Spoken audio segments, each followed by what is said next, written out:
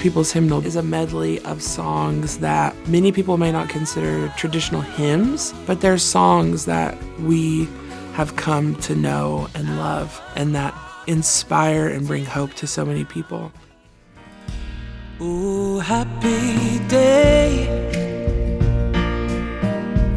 Oh, happy day. Oh, happy day feels like you're stepping into a joyful, wonderful world of music. Whenever we first started working on the song, I kept comparing it to the theme from Reading Rainbow. You know, it just has that sort of nostalgic feeling that I remember experiencing as a kid. And I wanted to bring that joy and that warmth to a song that so many people know and love, like Oh Happy Day. And that we made the song, the studio that we made the song in is like, it's like Willy Wonka's chocolate factory, but for music. Like there were instruments hanging all over the walls and every percussion instrument you could think of just stacked on shelves, and there were pianos stacked 5 high, and it was just an absolute workshop of music that we got to just play around in and create something fun and beautiful.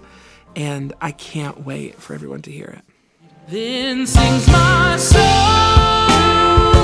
my Savior God, to thee. How Great Thou Art was the first song that we completed on the record. And it was that song that sort of set the theme for the rest of the project.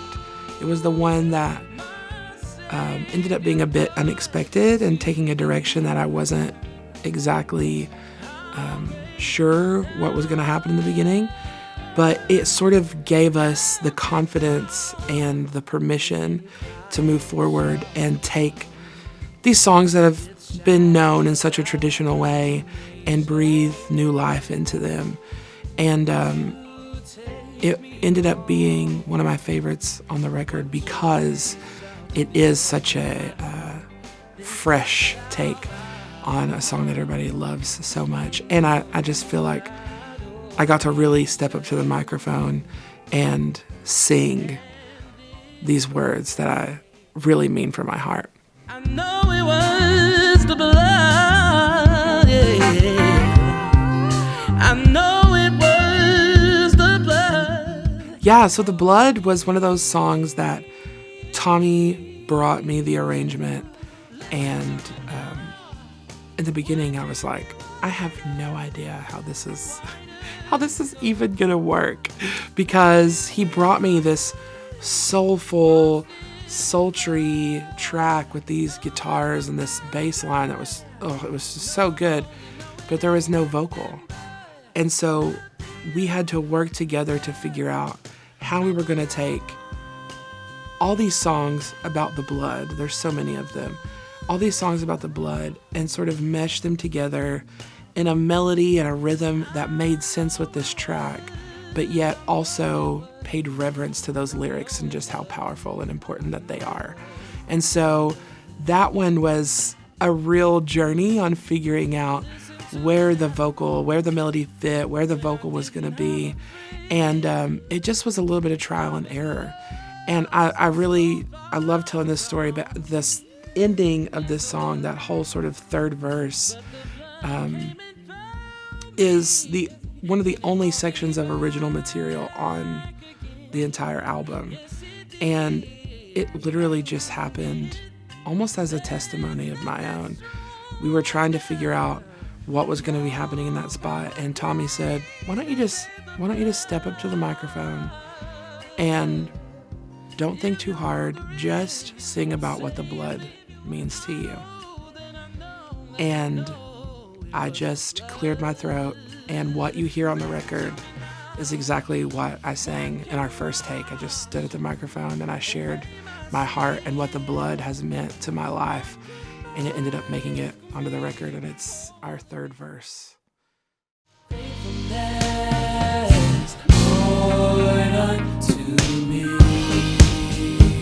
Yeah, great is thy faithfulness, Lord, unto me. That was a daunting task because I have the version of Great is Thy Faithfulness that I sing on The Voice. That song has been a staple, a Jordan Smith staple now for pretty much a decade. People everywhere I go ask me to sing that song.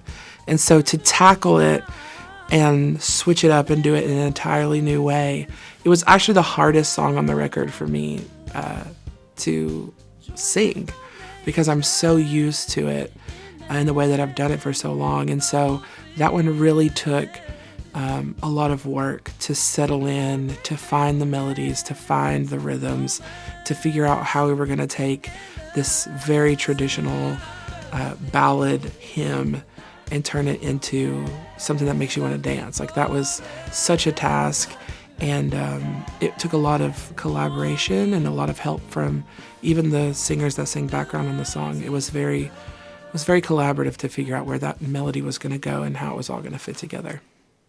Jesus, Jesus, how I trust him, for he's proven o'er and o'er. We put together this medley that is, in my opinion, very ABBA inspired. It definitely makes you want to move, and it's a fun one. It's a fun song, and I think it lends itself to this lyric that feels so hopeful and so joyful. So many times we sing these hymns in such a somber, serious way, but we're declaring the goodness of God. We're talking about how great of a friend Jesus is. We're talking about how sweet it is to have a relationship with him. We're talking about the grace that affords us the life that we have and the opportunity to know Jesus. Like, these are joyful songs, and they should feel joyful and be fun to sing. Where could I go? Oh, where could I go? Where Could I Go is a song that we grew up singing all the time in church. I've heard my mom sing that song many times. It's just, we call them one of those oldies but goodies. And I wanted to include it on the record to pay respect to my heritage and where I come from. And that's honestly really informed the sound of the song as well. This song feels like you're sitting out on the back porch around with a guitar, singing about the faithfulness of the Lord and the state of the world, and having somewhere to turn to, having someone to pray to and seek guidance and direction from. And I can just see in my head being back home in Kentucky singing this with my family, and I'm really thrilled to have included it on the record.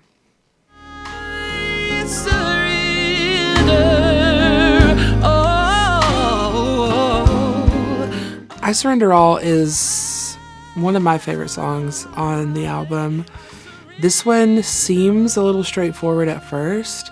It's probably closer to a lot of the versions of I Surrender All that you've heard before, but then we take it to an entirely different planet at the end with that soulful guitar and bass line. And that was honestly so much fun to record. To be in the studio with the band, playing this song live on the floor as we're recording it.